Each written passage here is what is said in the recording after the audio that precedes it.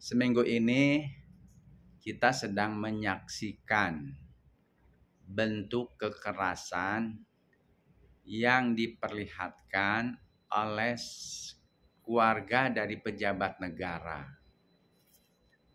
yaitu apa yang terjadi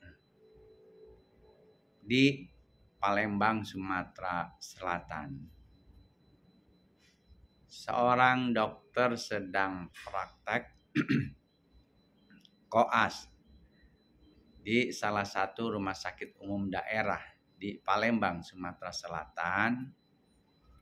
Anak dari pejabat negara bermental manja, tidak mau jaga, tapi kemudian memberikan informasi yang salah kepada kedua orang tuanya. Kedua orang tuanya, ayahnya seorang pejabat negara eselon 2 setingkat direktur, dan ibunya seorang pengusaha. Naik pitam mendengar paparan dari sang anak yang manja itu. Lalu memanggil ketua koas untuk mengadakan pertemuan, lalu disitulah memainkan kekuasaannya, melakukan kekerasan. Rupanya kejadian itu bukan pertama kali, tapi sudah sering terjadi. Bahkan informasi yang saya terima, ayahnya seorang pejabat negara setingkat direktur karena eselon 2, tentu punya jaringan kekuasaan dan di lingkungan pemerintah. Anaknya pada saat praktek semacam PTT di daerah Jawa, biasa yang namanya juga anak manja, tidak mau melakukan tugas-tugas berat sebagai seorang dokter yang praktek di daerah Jawa. Mengadu yang tidak-tidak, lalu sang ayah turun tangan sampai mengeluarkan ancaman. Nah, kalau anak itu mau jadi dokter, memang menjadi dokter itu berat. Saya akui menjadi dokter itu memang berat. Di samping anaknya otaknya harus cerdas, harus punya tekad yang kuat, biayanya pun harus kuat, dan mentalnya harus melayani. Karena menjadi dokter itu profesi yang bukan main-main. Karena urusannya dengan nyawa. Mungkin satu-satunya profesi dunia yang kerjanya selalu berdekatan dengan malaikat adalah profesi dokter. Makanya dokter itu selain memang prestisnya tinggi, kerjanya berat, posisinya pun mulia. Nah, ketika anak Anda memutuskan menjadi dokter, maka siapapun orang tuanya harus dihilangkan berbagai macam fasilitas dan KTP-nya, sehingga anak tersebut tidak boleh manja. Anak itu harus punya daya juang yang tinggi. Anak itu harus punya tekad, memang harus berjiwa melayani. Bahkan harus sanggup mengorbankan jiwa dan raga serta waktu untuk diri dan keluarganya. Itulah yang dilakukan oleh para dokter-dokter senior. Apa yang terjadi dengan si anak yang berinisial L tersebut? Tampaknya menjadi dokter itu hanya prestis, tapi dia tidak mau bekerja keras, tidak mau berkorban.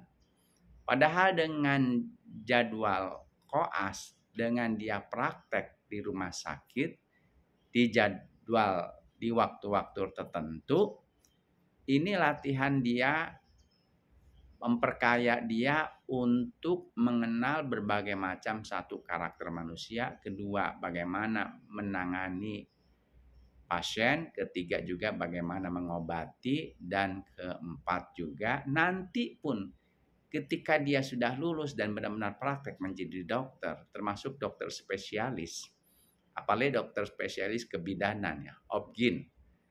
Kapan saja ada pasien yang mau melahirkan, bahkan dia sedang santai di bioskop, misalnya di daerah wisata, maka dia harus siap mengorbankan waktunya untuk segera menyelamatkan jiwa sang pasien. Nah, itulah tugas mulia seorang dokter. Tapi yang terjadi apa dengan perilaku seorang dokter koas di daerah Palembang tersebut? Sang ibu tidak suka anaknya malam tahun baru ditugas. Padahal bukan hanya anaknya saja. Dokter-dokter lain, anak-anak orang tua yang lainnya juga sama. Begitu dia punya dapat tugas atau kewajiban sedang piket, ya harus dijalani. Pernah saya tahun 2000-an, tahun 2004, malam tahun baru, saya sedang berada di rumah sakit di kawasan Cisarua. Itu banyak dokter-dokter muda yang harusnya orang masyarakat umum itu liburan, dia praktek, jagain pasien, jagain rumah sakit. Nggak ada tampang mengeluh, nggak ada tampang lelah, nggak ada tampang menyesal. Dia hadapi dengan penuh kebahagiaan. Lah ini kok nggak mau ditugaskan untuk piket di malam tahun baru. Lalu yang dilakukan oleh sang ibu melakukan kekerasan, blunder. Ternyata karena ayahnya merasa punya kuasa, punya kekuasaan. Seorang pejabat di kementerian, di salah satu kementerian. Nah, inilah yang kenapa saya akhirnya mau ngomentarin kasus-kasus kekerasan. Kebanyakan dilakukan oleh anak-anak pejabat. Kita ingat kasus 2 tahun yang lalu, seorang mahasiswa di daerah Tangerang Selatan melakukan kekerasan di wilayah Jakarta Selatan. Ayahnya itu seorang pejabat di Direktorat Jenderal Pajak.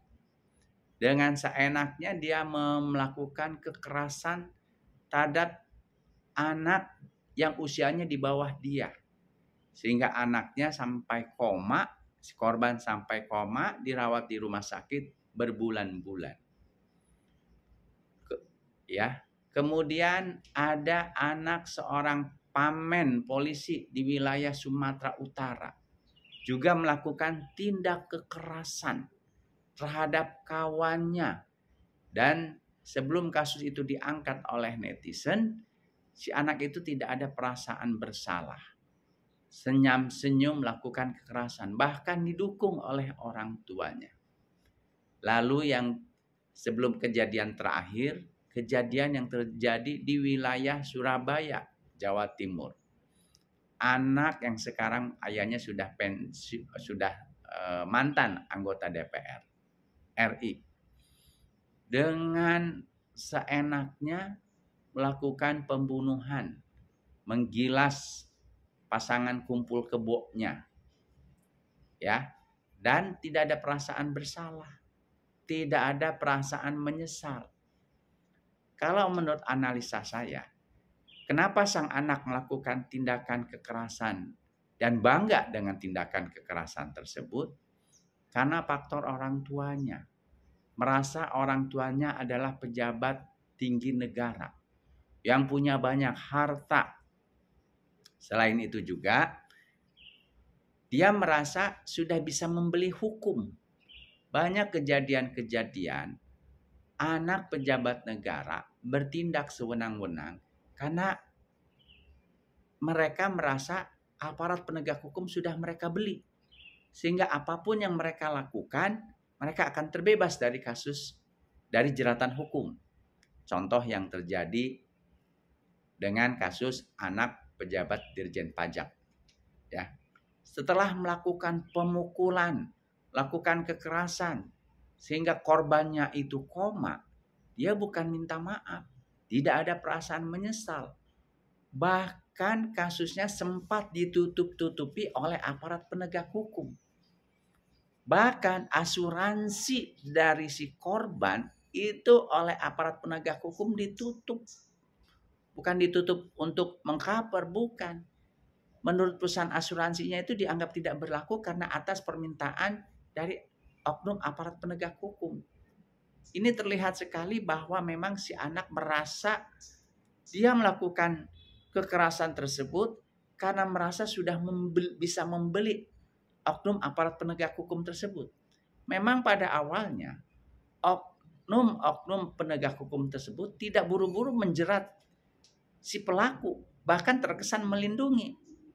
Nah, barulah ketika kasus ini disorot media massa, kasus ini diramaikan oleh netizen, dan ternyata korban adalah anak staf khusus dari salah satu kementerian, gegerlah. Nah, akhirnya si anak tersebut pun masuk penjara dan dikuliti oleh netizen.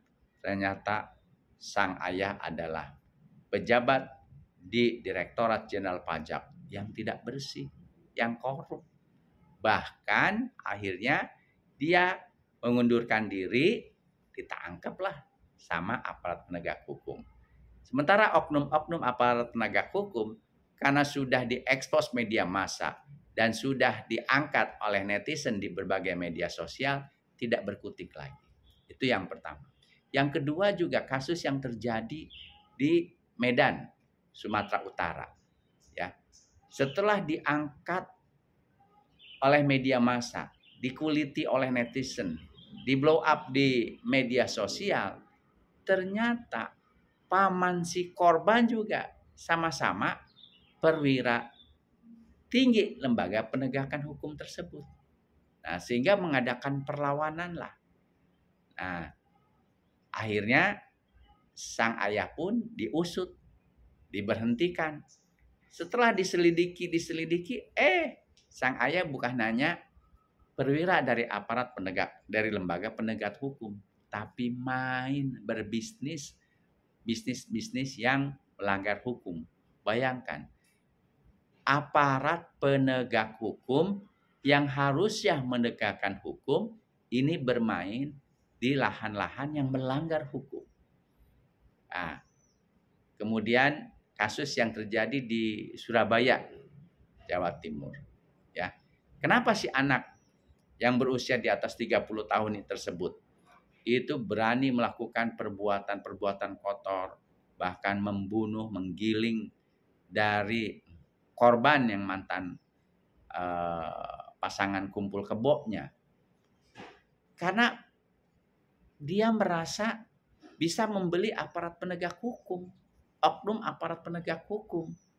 Sehingga dia merasa, nanti juga akan bebas. Nah, terbukti ketika dibawa ke pengadilan negeri di Surabaya itu memutus bebas. Bayangkan, saksi mata sudah melihat, ada CCTV-nya, dia melakukan pemukulan, bahkan menggilas si teman kumpul kebonya itu hingga meninggal dunia. Kok malah pengadilan memutuskan dia bebas? Nah, Allah tidak diam.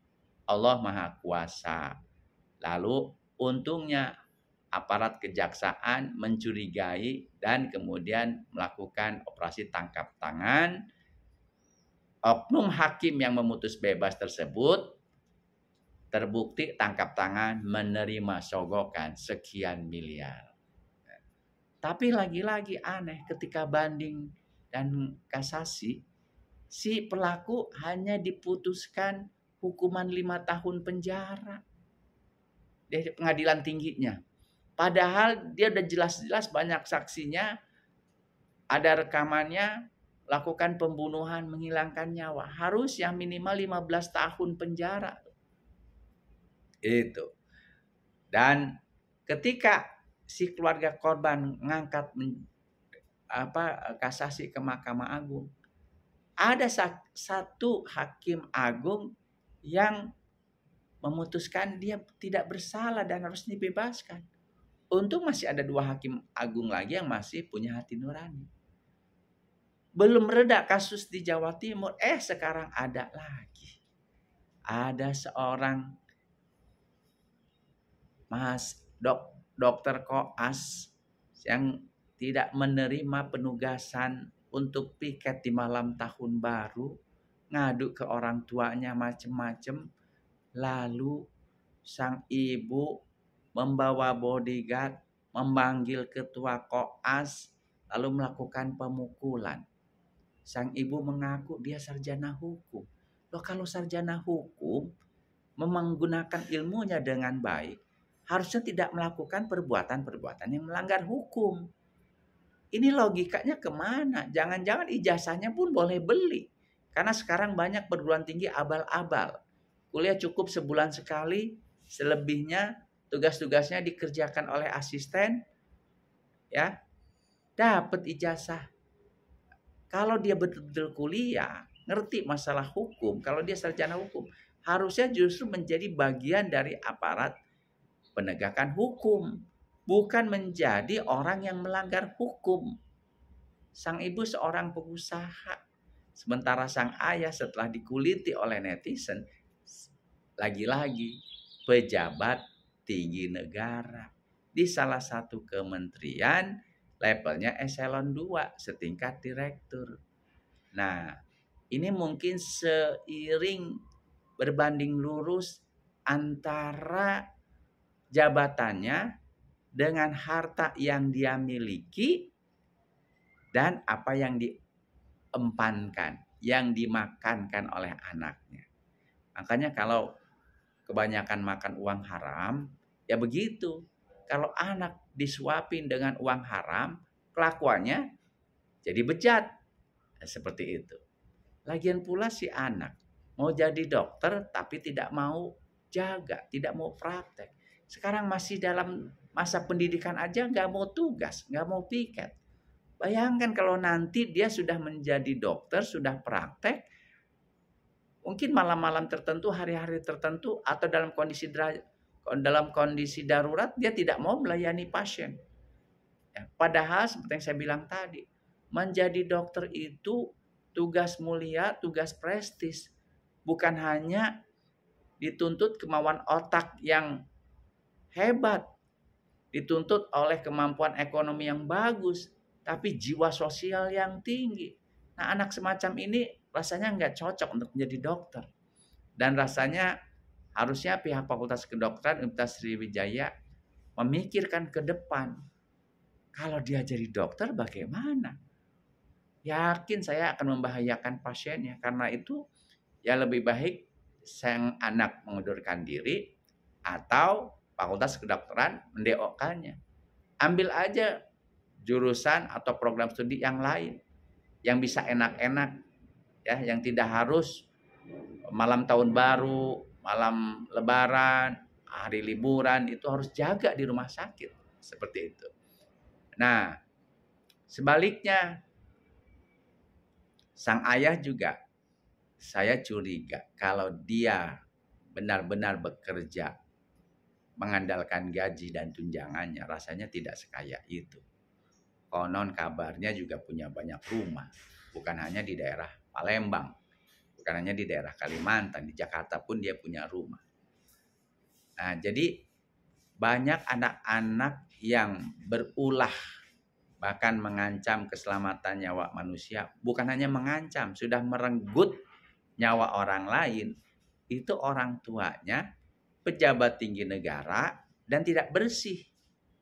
Nah, kadang-kadang begini, kadang-kadang itu orang itu Allah buka aibnya karena sudah sangat keterlaluan. Rasanya kalau seorang manusia baru pertama kali, 2 kali, 3 kali punya aib, Allah akan menutupi tuh aib-aibnya.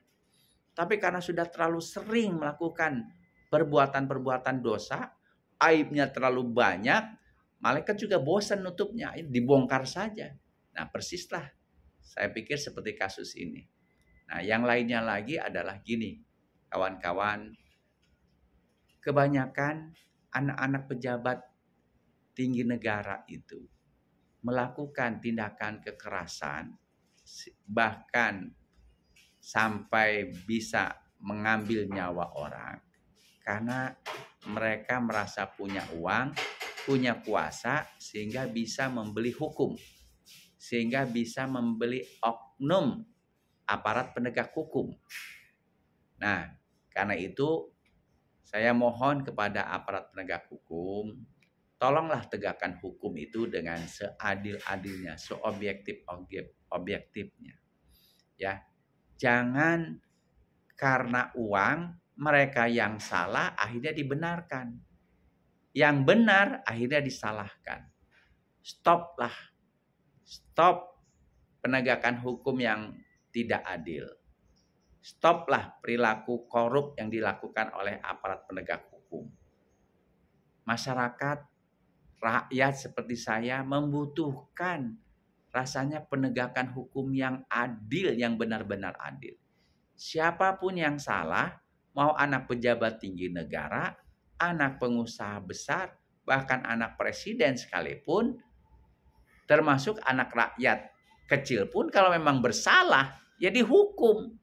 Tapi jangan hanya anak rakyat kecil bersalah dihukum.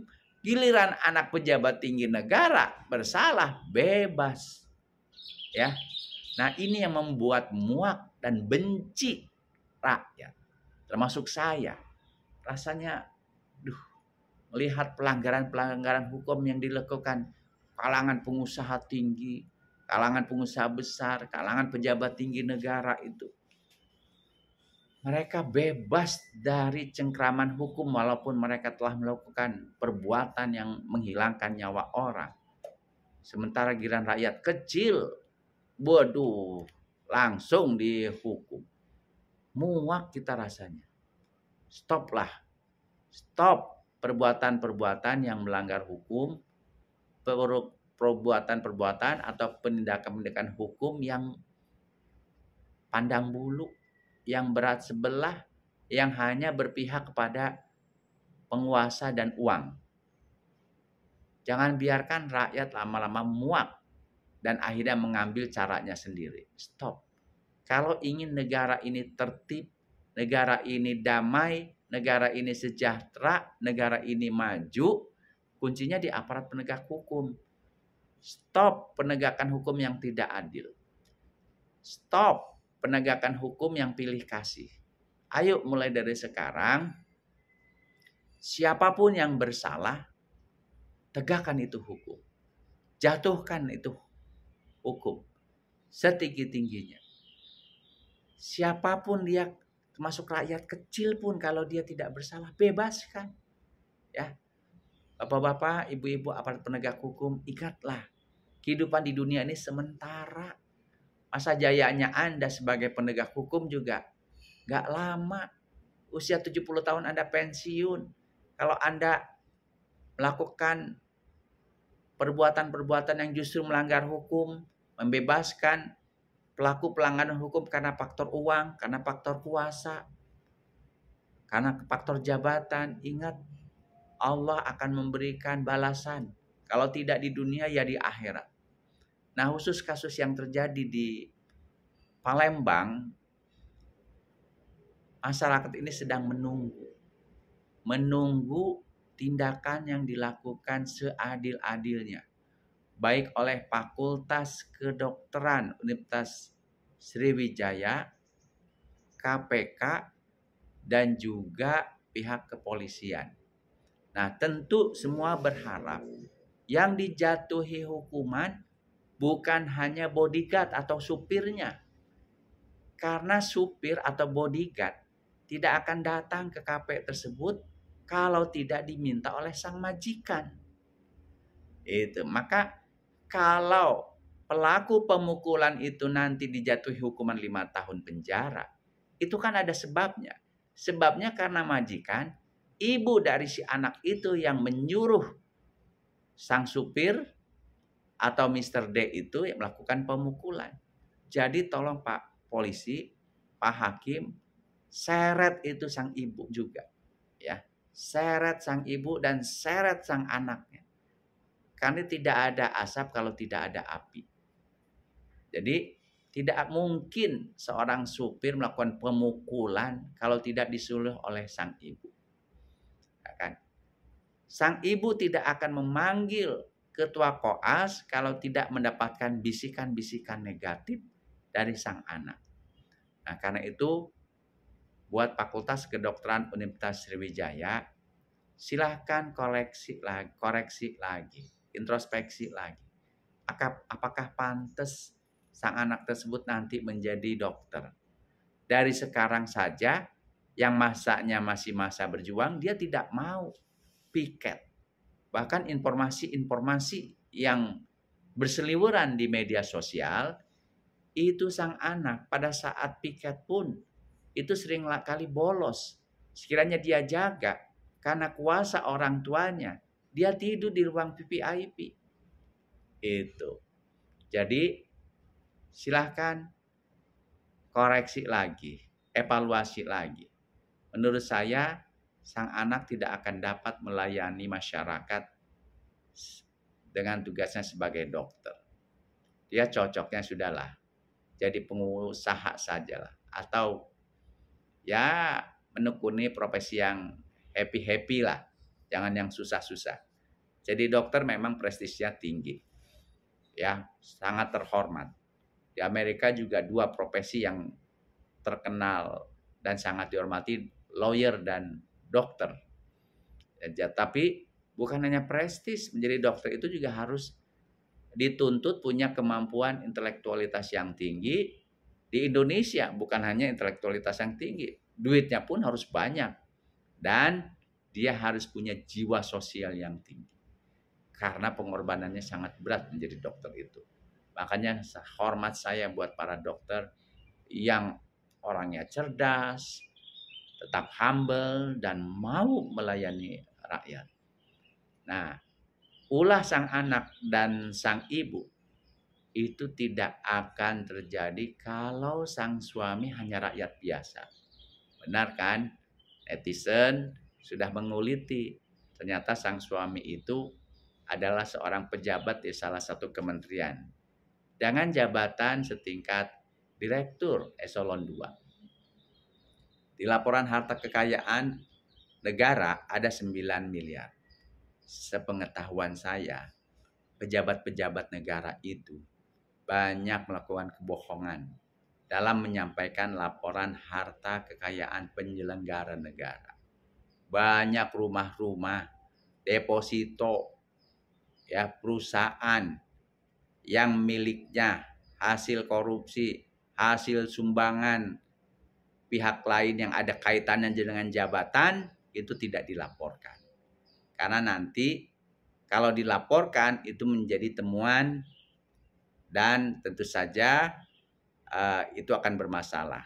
Selain itu juga nanti harta-harta kekayaan yang tidak dilaporkan itu akan diwariskan kepada anak-anaknya atau setelah dia pensiun bisa jadi akan dijual kembali. Karena itu mohon pihak Inspektorat Jenderal dari kementerian tersebut, mohon Komisi Pemberantasan Korupsi KPK untuk menelisik secara benar, secara adil, secara teliti apa perilaku yang telah dilakukan oleh pejabat negara tersebut, ayah dari seorang dokter yang bertingkah tadi. Saya yakin pasti banyak tindakan-tindakan koruptif yang telah dilakukan. Teliti, baik dari laporan harta kekayaan penyelenggara negara yang telah dia store maupun temuan-temuan dari netizen. Ya. Lalu buktikan 9 miliar itu duit dari mana? Termasuk butik perusahaan yang dikelola oleh istrinya. Untuk PT Pertamina, saya dapat informasi dari media sosial, katanya istrinya juga pengusaha. Salah satu perusahaannya bergerak di bidang bisnis bahan bakar minyak. Nah, bisnis itu juga menjadi sarang untuk melakukan perbuatan-perbuatan yang melanggar hukum. Tolong teliti apakah bisnisnya sudah sesuai dengan aturan yang berlaku di negara ini atau tidak. Seperti itu. Masyarakat menanti kejujuran dari semua aparat penegak hukum, dari semua lembaga negara. Masyarakat membutuhkan perilaku-perilaku yang baik dari seluruh jajaran aparat dan lembaga negara.